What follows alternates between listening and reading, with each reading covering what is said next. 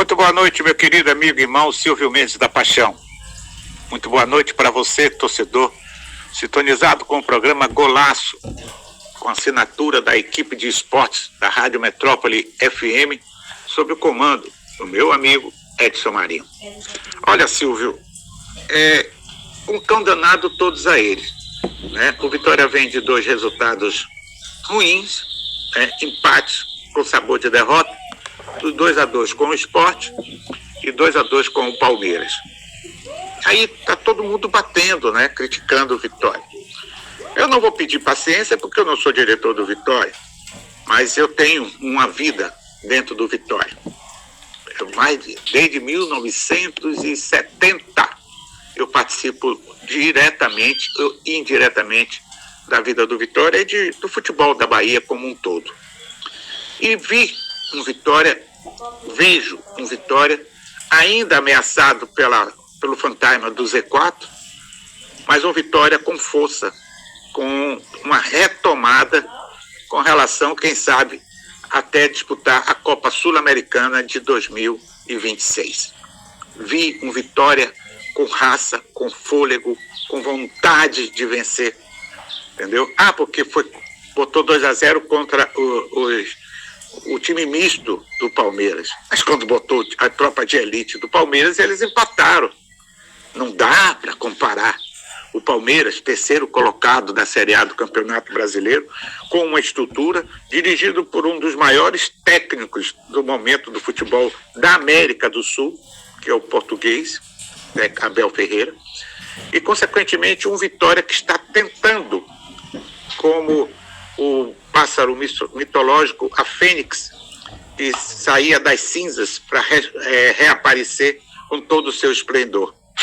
O Vitória contratou mais de 50 jogadores nesse 2026. O primeiro semestre do Vitória foi uma tragédia.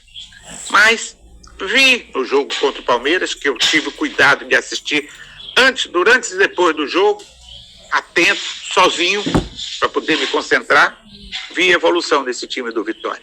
Assim como eu vi a evolução do time do Vitória contra o Sport, principalmente contra o Mirassol, no empate de 1-1, resultado injusto para o Vitória contra o Sport, injusto contra o Mirassol, injusto contra o Palmeiras, pelo futebol que o Vitória jogou. É claro, como eu disse no início, o Vitória continua ameaçado, assustado pelo fantasma do Z4. Mas tem uma coisa importante, Silvio. Primeiro, que fecha no próximo sábado, Vitória São Paulo, no Morumbi, lá na capital paulista, a primeira fase da Série A do Campeonato Brasileiro. Esse é um detalhe. Ou seja, faltam ainda 20 jogos para que o Vitória termine a sua participação na Série A do Campeonato Brasileiro. E veja, um Vitória que ainda não usou seus novos reforços, né, como a Romarinho, por exemplo. Mas independente de ter usado ou não os novos reforços, eu vi contra o Palmeiras 3 jogadores ou 4, o time jogou muito bem, mas principalmente o Oswaldo. O vovô pegou os netinhos, time de base do Palmeiras, e deu um show. Ele arrebentou o jogo, o Oswaldo. E, coincidentemente, o Vitória só sofreu empate depois que ele não tinha mais fôlego, não tinha mais idade para suportar o pique que ele deu nesse jogo. Merecia uma placa, o Oswaldo, pelo que ele fez na partida. Renato Kaiser, o centroavante fantástico, foi outro que se dedicou e muito, né? Saiu bancando do jogo. O Ronald, jogadores que deram muito a esse time do Vitória. O gol do Eric foi o gol da rodada. Ou seja, antigamente que eu estou falando, um pouquinho mais ainda nesse início de temporada, a gente ficava tentando achar alguém dentro do Vitória que a gente pudesse apontar como o melhor em campo. E eu daria ao Vitória pelo menos 3 jogadores como melhor em campo no empate de 2-2 com o Palmeiras.